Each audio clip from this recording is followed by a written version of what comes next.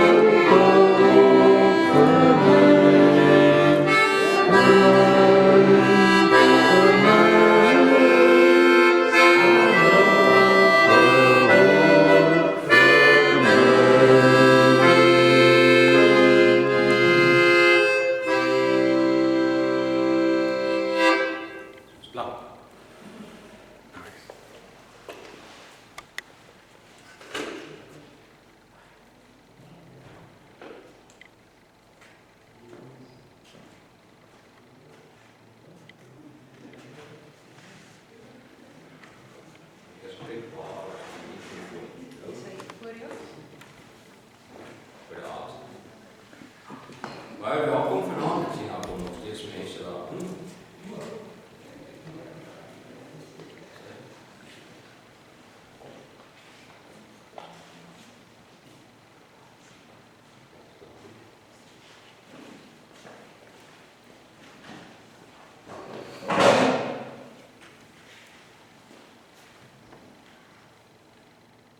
Baie welkom, ek is bly om te sien julle is 'n bietjie meer as gisterand. En dit is wonderlik dat ons vanaand ook weer hier saam wees. Vir die van julle wat gisterand nie hier was, en steek op my op, jy was nie gisterand hier nie. So julle 'n paar van julle. Ek het begin deur te sê dat die Pinkstertyd is die tyd van die uitstorting van die Heilige Gees. En die Heilige Gees is die een van die drie eenheid wat ons in die volle waarheid lei. En wanneer die Heilige Gees ons lei, dan is deel van daardie leiding wat die Heilige Gees vir ons gee, dat hy vir ons sekere skrifwaarhede oopmaak. En ek het dit goed gedink om hierdie paar aande met julle te praat oor van die geheimenisse wat daar nie baie in die kerk oor gepraat word nie. Goeienaand, kom maar binne. Naamlik die geheimenisse wat aan die einde van die tyd sal gebeur. Nou gisteraand het ons gepraat oor die wederkoms van Jesus. So ek probeer om uit die Bybel uit detail te gee oor presies wat en hoe die wederkoms van Jesus sal plaasvind. Vanaand wil ek graag praat oor die opstanding uit die dode, met ander woorde wat leer die Heilige Gees ons deur die Bybel oor die opstanding van die dode. En dan môre aand, as ons laaste aand, dan wil ek met julle praat oor die nuwe hemel en die nuwe aarde. So baie welkom, ons gaan gou vir 'n oombliekie stil word en dan vra ons die seën van die Here ook op die verkondiging van die woord. Here, wanneer daar buite stil en donker word, is dit vir ons goed om in die teenwoordigheid te wees. Daar is so baie mense daar buite in die hele wêreld wat nie vanaand 'n saak met U en U woord het nie. Maar Here, ons groepie wat vanaand by mekaar is, vir ons is dit belangrik om na U woord te luister.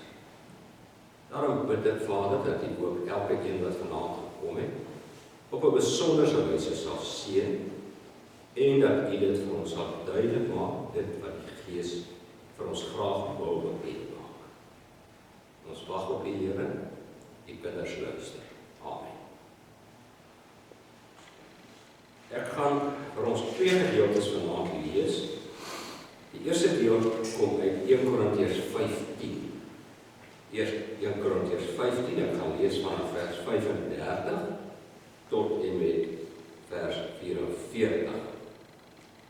Dit begin so, en dis Paulus wat hier aan die woord is. Maar iemand kan vra, hoe word die dooies opgewek? Watter soort liggaam sal hulle hê? Dis 'n domme vraag. Wat jy saai kom nie tot lewe tensy dit eers sterf nie. En wat jy saai, saai jy nie in die toekomstige gestalte daarvan nie. Maar as 'n dode saadkorrel, of dit 'n koring is of iets anders, nou die van julle wat boere is sal presies weet waarna Paulus hier verwys. Maar God gee 'n gestalte daaraan soos hy bepaal het. Aan elke saadsoort gee hy 'n eie gestalte. Die vleis van lewende wesens is nie alles eenders nie. Daar is verskil tussen die vleis van mense, van die diere, van die voëls en van visse. Daar is hemelliggame en daar is aardse liggame. Die glans van die hemelliggame is anders as die van die aardse liggame. Die glans van die son is anders as die van die maan of die van die sterre. Ook verskil die een ster se glans van die van die ander. So is dit ook met die opstanding van die dooies. Wat gesaai word, is verganklik en word in onverganklikheid opgewek. Wat gesaai word, is gering en word in heerlikheid opgewek. Wat gesaai word, is swak en word in krag opgewek. 'n natuurlike liggaam word gesaai. 'n geestelike liggaam word opgewek. Aangesien daar 'n natuurlike liggaam is daar ook 'n geestelike liggaam. So sal daar ook geskryf, die eerste mens, Adam, het 'n lewende wese geword. Die laaste Adam het die lewendmakende gees geword. Die geestelike kom nie eerste nie, maar die natuurlike en daarna die geestelike. Die eerste mens is uit die aarde en is stoffelik. Die tweede mens is uit die hemel. Soos die stoffelike mens was, so is ook die stoffelike mense. En soos die hemelmens is, so is ook die hemelse mense. Soos ons die beeld van die stoffelike mens was, sal ook die beeld van die hemelse wees. Sal ons ook die beeld van die hemelse wees. Ek maak nie julle maar sin daar nie. Wat ek bedoel, broers, is dit. Vlees en bloed kan nie aan die koninkryk van God deel kry. Die verganklike kan nie aan die onverganklike deel kry. En dan lees ek vanaf vers 51 tot en met vers 55. Kyk, ek maak 'n geheimnis aan julle bekend. Ons sal nie almal sterwe nie, maar ons sal almal verander word. By die laaste trompet sal dit in 'n oomblik, in 'n oogknip gebeur. Want die trompet sal weer klink en die dooies sal as onverganklikes opgewek word en ons sal verander word. Hierdie verganklike liggaam moet met die onverganklike bekleed word en hierdie sterflike liggaam met die onsterflike. En wanneer hierdie verganklike liggaam met die onverganklike bekleed is en hierdie sterflike liggaam met die onsterflike, dan sal die woord wat geskrywe staan vervul word. Die dood is vernietig, die oorwinning is behaal. Dood, waar is jou oorwinning? Dood, waar is jou almal? En dan blaai ons met 1 Tessalonisense 4, 1 Tessalonisense 4, en ek kan lees vanaf vers 13 en tot en met 18. Die opskrif is die opstanding uit die dood. Ons wil hê, broers, dat julle nie onkundig moet wees oor wat met die ontslapenis gaan gebeur nie. Dan sal julle ook nie treur soos die ander mense wat geen hoop het nie. Ons glo immers dat Jesus gesterwe, maar ook opgestaan het. Net so glo ons ook dat God saam met Jesus die ontslapenis wat aan hom geglo het, na hom toe sal neem. Dit sê ons vir julle op grond van wat die Here gesê het. Ons wat bly lewe tot met die wederkoms van die Here, sal die ontslapenis hoegenaamd nie voorwees nie. Wanneer die bevel gegee word en die stem van die aartsengel en die trompet van God weer klink, sal die Here self uit die hemel neerdaal. Allereers sal die wat in Christus gesterf het uit die dood opstaan. Daarna sal ons wat nog lewe, saam met hulle op die wolke weggevoer word, die lig in die Here tegemoet.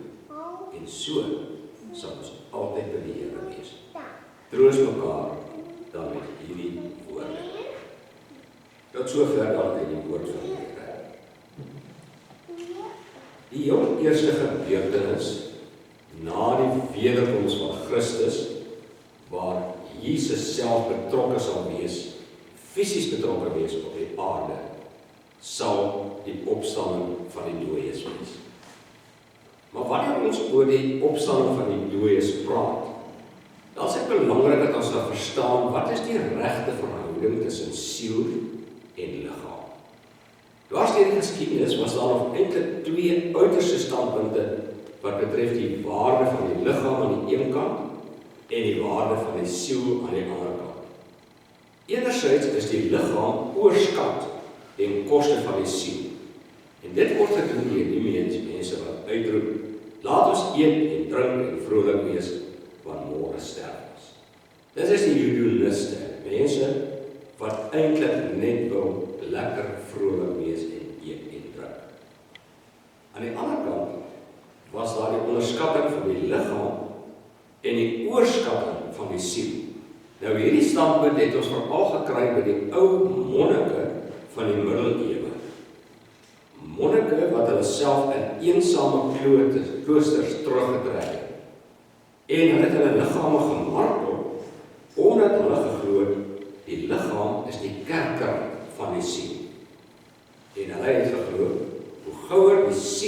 uit die liggaam losskeur, het hulle geglo, hoe beter. Nou sommige van die monnike, is eintlik 'n bietjie ironies, amper humoristies, het tot die uiterste toe gegaan om hulle minagting van die liggaam te bewys. Baie van hulle het kluisenaars gehad, wat hulle ergens in grotte teruggetrek het. En dit was mense wat baie keer heeltemal opgehou het om te was. Daar is 'n storie wat vertel word van so 'n monnik, wat verskriklik vuil was, en toe gaan bly hy in 'n grot waar daar 'n leeu ook gebly het. Nou volgens die oorlewer het die monnik so gestink, dat die leeu die derde aan 'n ander skouplek kan soek.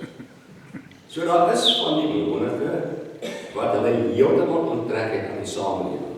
Daar was een spesifieke monnik waarvan daar gesê word, hy was so maar dat die son deur hom kon sien skyn. Nou ek is nie altyd seker of dit as waar is, maar hierdie goed is in die geskiedenis aangeteken. Nou vir ons as gelowiges, om die gesonde balans tussen liggaam en siel te behou, moet ons verstaan dat die volle mens, liggaam en siel, geskape is na die beeld van God. En Christus, leer die Bybel ons, verlos nie die siel nie. Hy sal ook die liggaam van die dood verlos.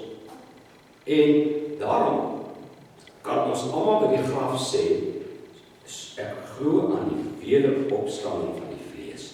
Al sê ons stof is jy en tot stof sal jy terugkeer, kan ons bely, ons glo ten volle aan die wederopstanding van die vlees. En ek gaan nou met julle praat oor daardie wonderlike gebeurtenis, wanneer by die wederkoms pertinent die liggaam en siel weer herenig sal word. Maar kom ons kyk so 'n bietjie wat leer die Heilige Gees ons presies deur middel van die Bybel oor die wonderlike wederopstanding van die vlees. En ek gaan dit doen aan die hand van 5 vrae. Die eerste vraag: gaan daar werklik 'n opstanding van die vlees wees? Nou die van julle wat die Bybel gereeld bestudeer, sal weet dat daar reeds in Jesus se tyd mense was, en dat hulle self die Sadduseërs genoem, wat gesê het dat die opstanding bestaan.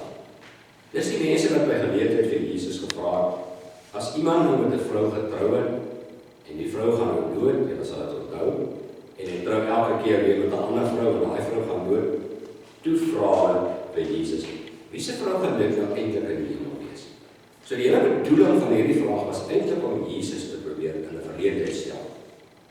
Maar Jesus het vir hulle geantwoord en gesê, maar in die hemel word daar nie getrou en in die huwelik uitgegee word. En baie mense vandag glo nie dat daar 'n opstanding van die vlees sal wees.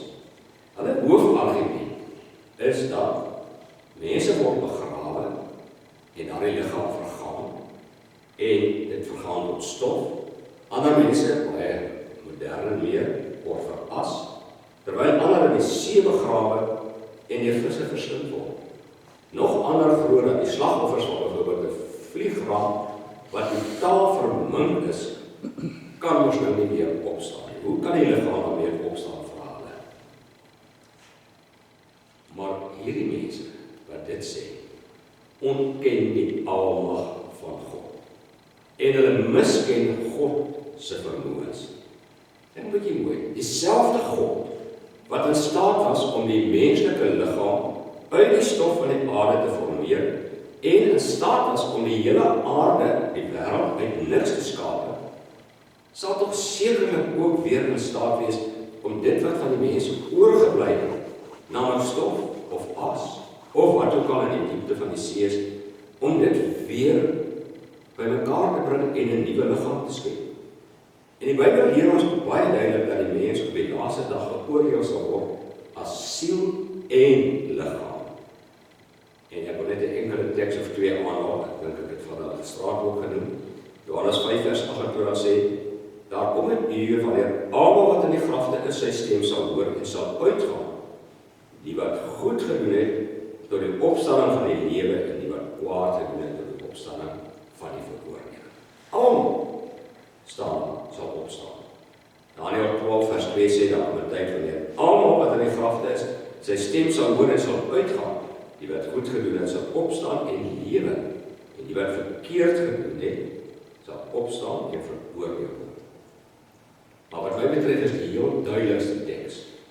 1 Korintiërs 15 vers 13 tot 14, waar Paulus sê, en nou kan jy maar mooi luister, hy sê, as daar geen opstanding van die dooies is nie, beteken dit dat Christus ook nie opgewek is nie.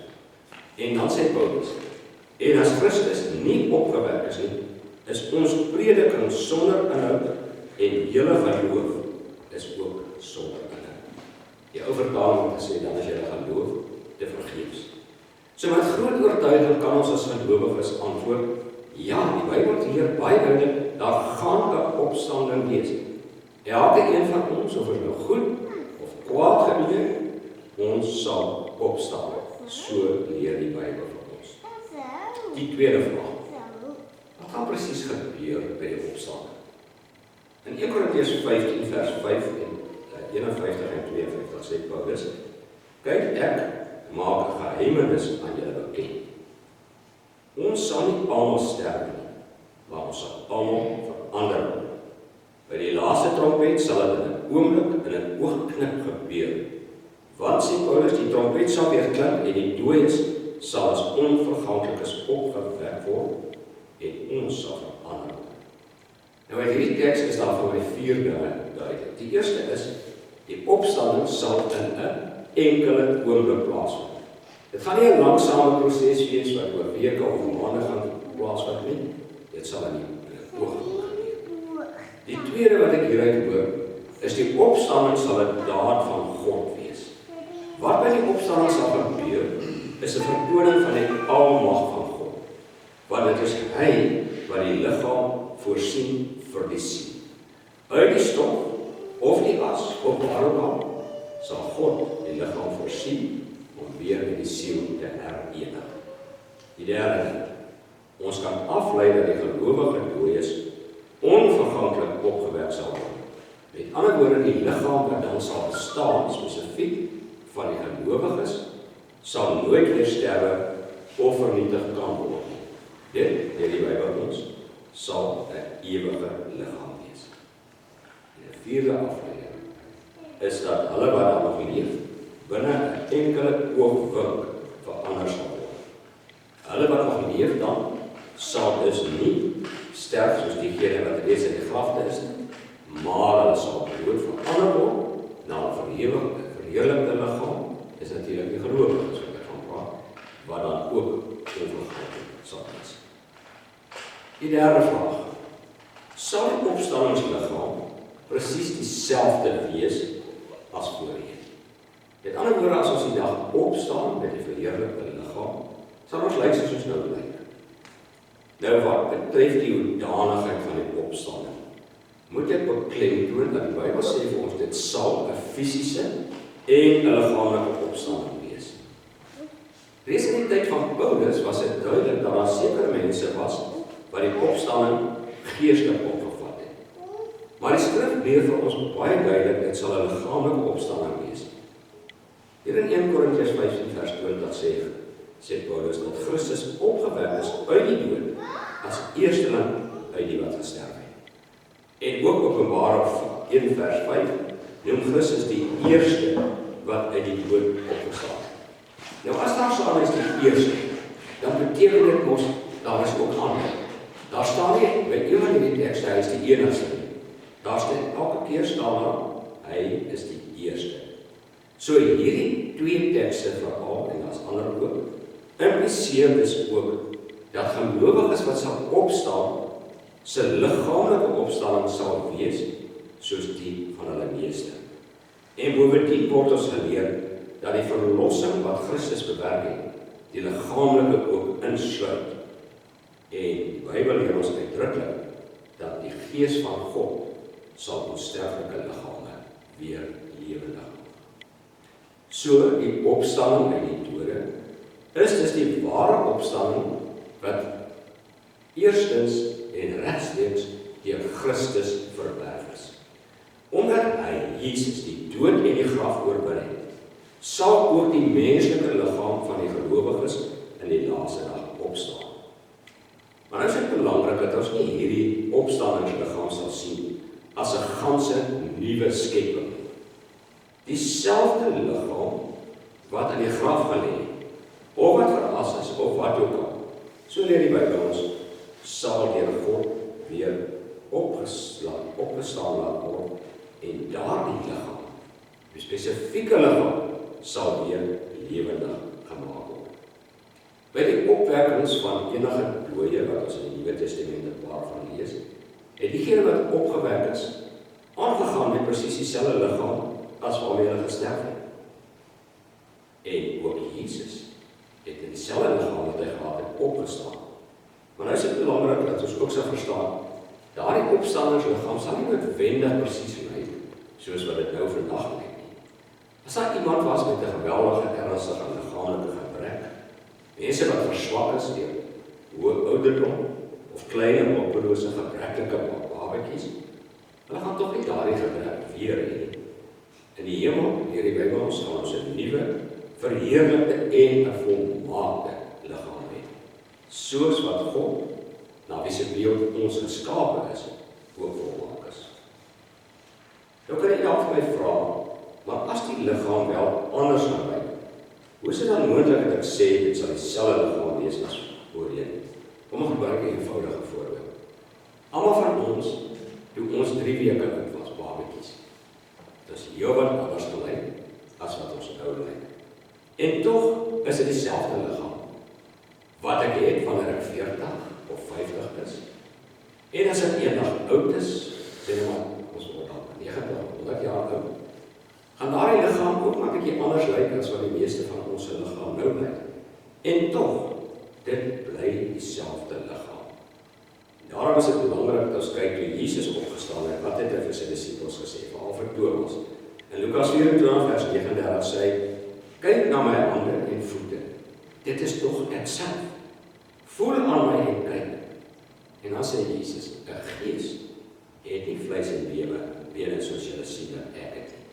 So hier sien ons dat die disippels Jesus duidelik sien met dieselfde liggaam as wat hy gehad het. En tog was sy liggaam ook in 'n sekere sin anders. Want ons lees dat sy liggaam was nie meer onderworpe aan swaartekrag nie. Die disippels was in 'n vertrek waar die deure gesluit was. En met eens, lees ons, het Jesus in hulle midde gestaan. By 'n ander geleentheid het Jesus saam met die Emmausgangers gestap.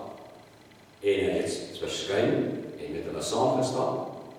En toe hulle besig was aan tafel om die brood te breek, toe hulle weer sien, het Jesus verdwyn.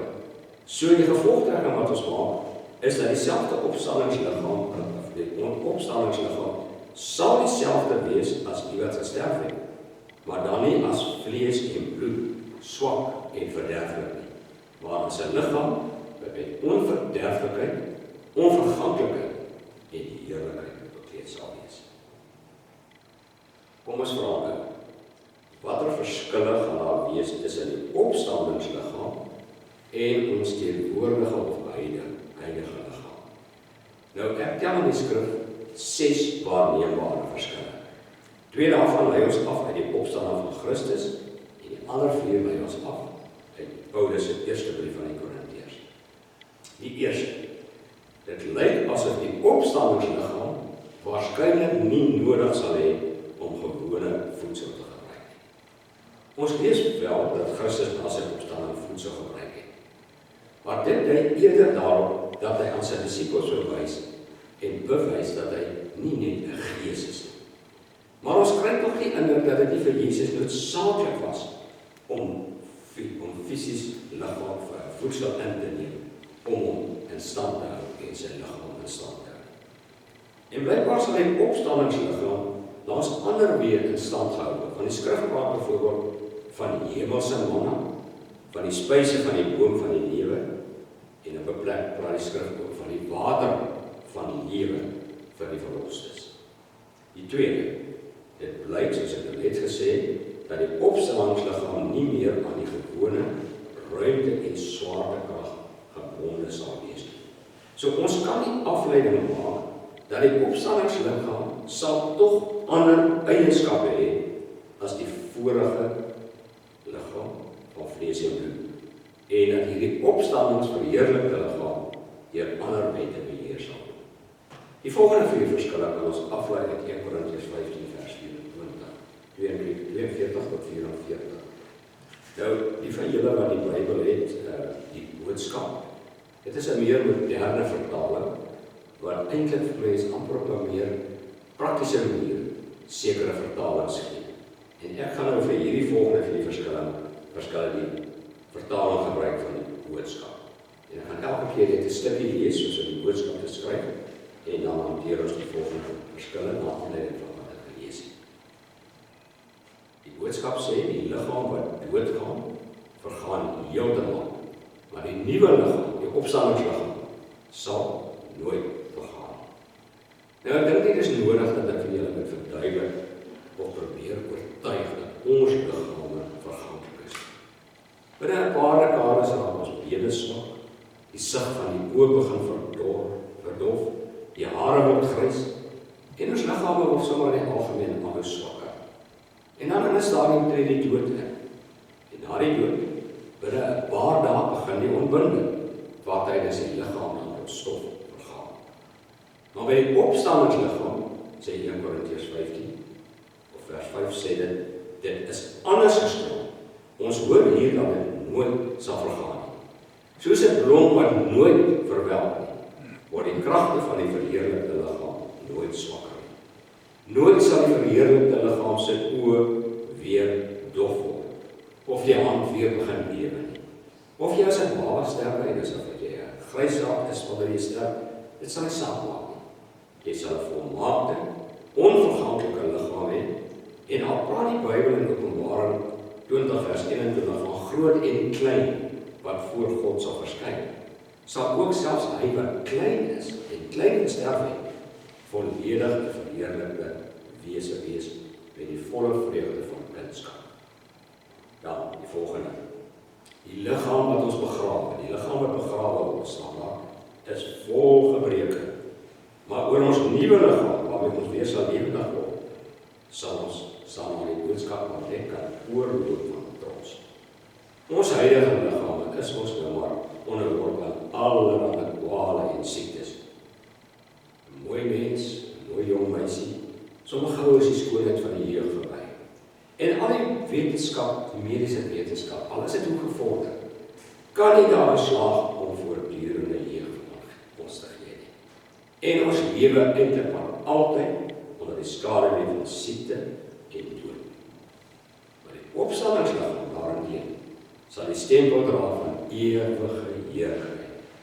Geen siekte, geen dood sal daarmee wees nie, omdat siekte en dood die heerlikheid van die liggaam sou onaantas.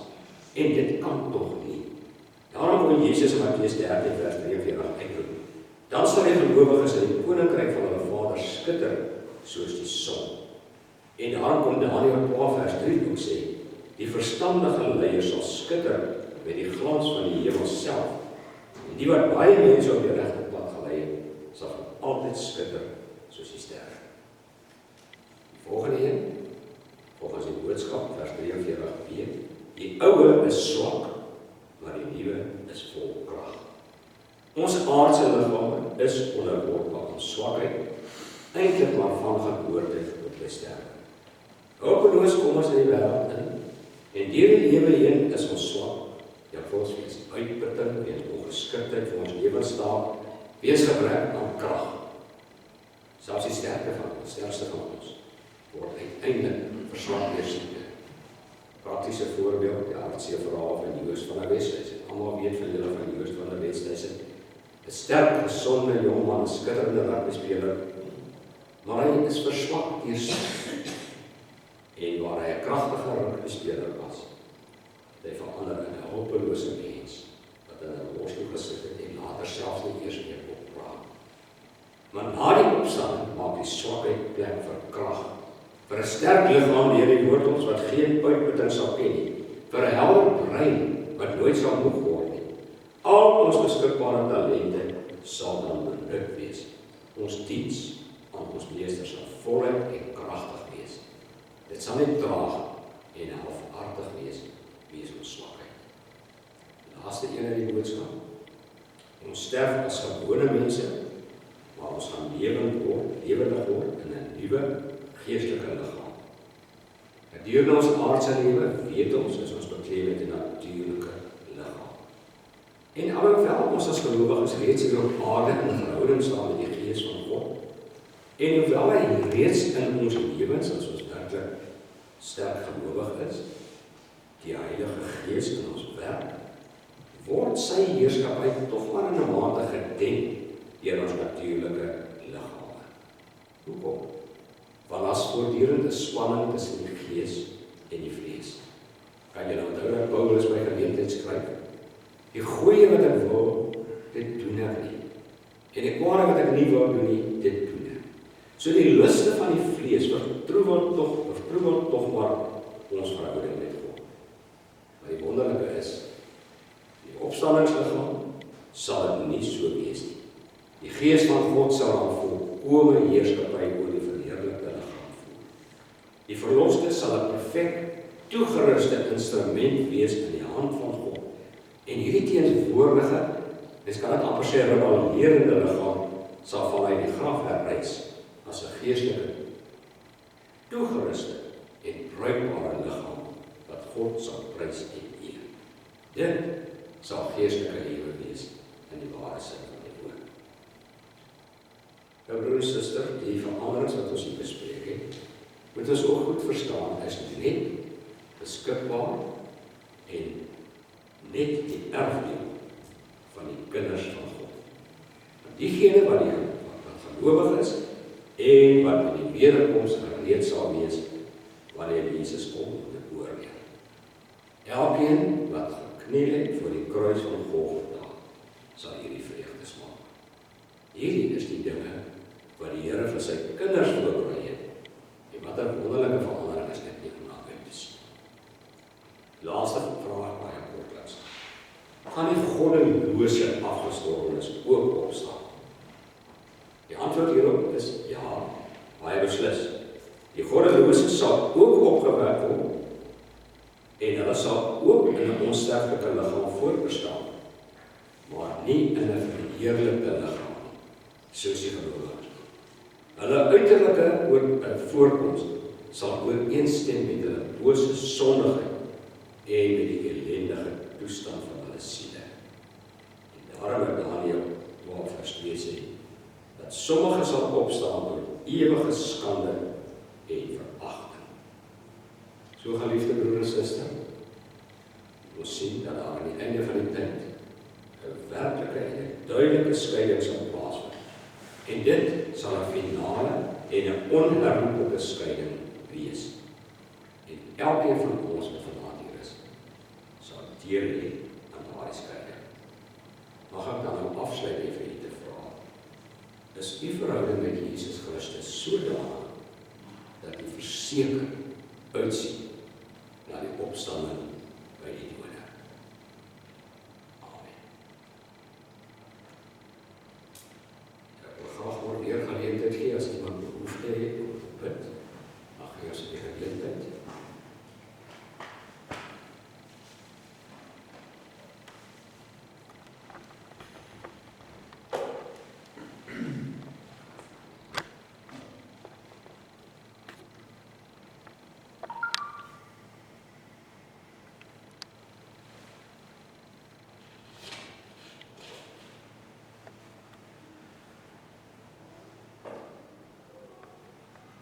Niemand is nie aangeneem die geleentheid om stil te word vir die Here en jouself voor God se troon te stel en te vra dat die Here ons gereed sal maak ook vir die opstanding.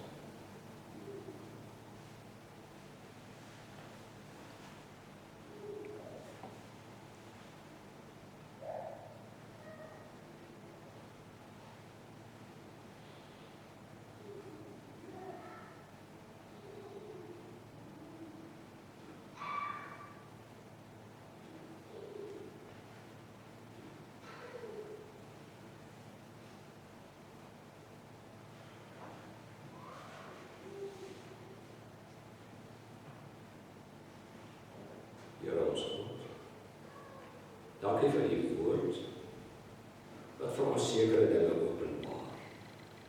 Dinge wat vir ons dikwels verborgen is, maar wat wat ons tog deur die Gees kan ontdek. En dankie dat ons vanaand ook kon hoor. Daar sal 'n opstanding uit die dode wees.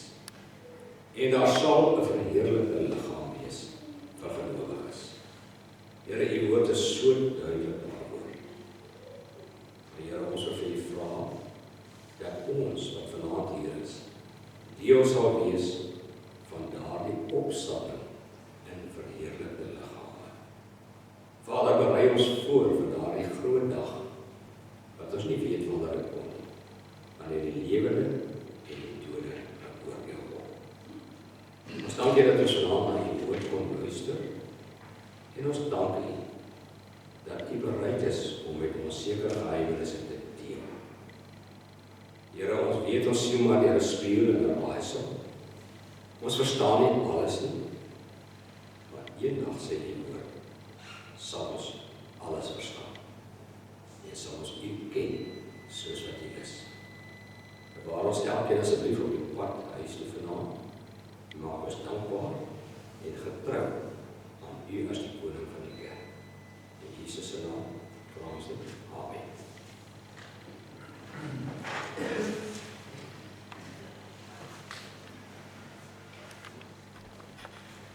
Ons gaan nou afsluit met 'n lied.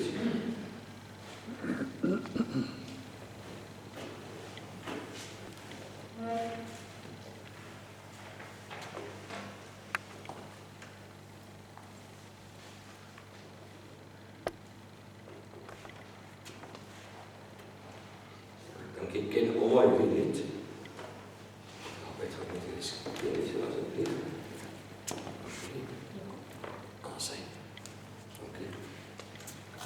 Het is zo interessant dat je die derklavier, met pa van mij gekoopt op 11 jaar was. Want nou is die ram is maar 77 later die jaar. Ik speel nog steeds met diezelfde derklavier. En ik is blij dat ik het ook niet tot eer van die Here kan gebruiken.